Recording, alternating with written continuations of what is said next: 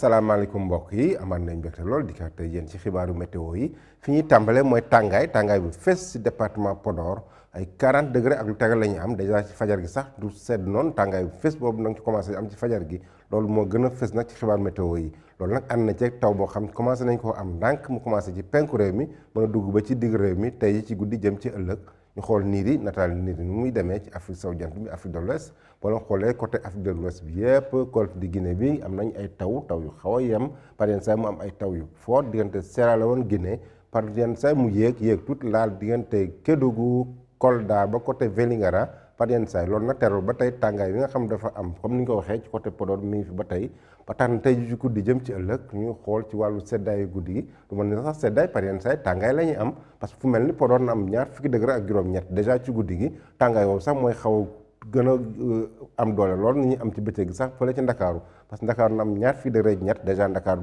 du sedd ci guddi gi dañ commencé am ay tàngaay ci guddi gi mais tàngaay boobu nañ ko am parce que du mel ni Thiès Mbour sax mooy gën a tàng ci guddi ndax na am ñaar fukki degré ak juróom benn côté Casamance ñaar fukki degré ñeent ñaar fukki degré ñett la ñu am ci gox-goxaan yu bëri ak asamaan soo xam par yenn saay mu nis par yenn saay tam ñu gis weer yi ak biddéew yi par yenn saay tàngaay bi nag am mi fi ba tey mais am na ay taw ci guddi gi mel ni Kédougou ak Kolda ay taw yu xaw yem nañ ko am ci guddi gi Tambacounda Bakel foofu asamaan su leer la ñuy am ñaar fukki degré ñaar ñu am ko Tambacounda ñaar fukki degré ñeent ñu am ko Matam ñaar fukki degré ñaar ñu am ko Bakel bu ñu demee ba ci bëccëg gi àjjuma gi ñu xool nu muy demee ci côté tàngaay bi la ñuy dem ba tey Ndakaaru na am ñaar fukki degré fanweeri degré ak benn dina tàng mais mooy kala tane yeneen gox-goxaan yi ci des parce que Thiès na am fanweeri degré juróom bu mel ni Thiès Ngaye Pire Tivaouane foofu yëpp na am ay fanweeri degré ak lu tegal bu ñu wàccee tuuti Mbuur na am fanweeri degré ak ñeent ay taw nañ ko xaar ci penk bi lay commencé ci guddi gi jëm ci fajar gi ak bëccëg bi ay taw ñu xaar ko diggante Matam Bakel Tambacounda Kédougou mën a wàlli ba côté Kaffrine côté Casamance am nañ fa xaar ay taw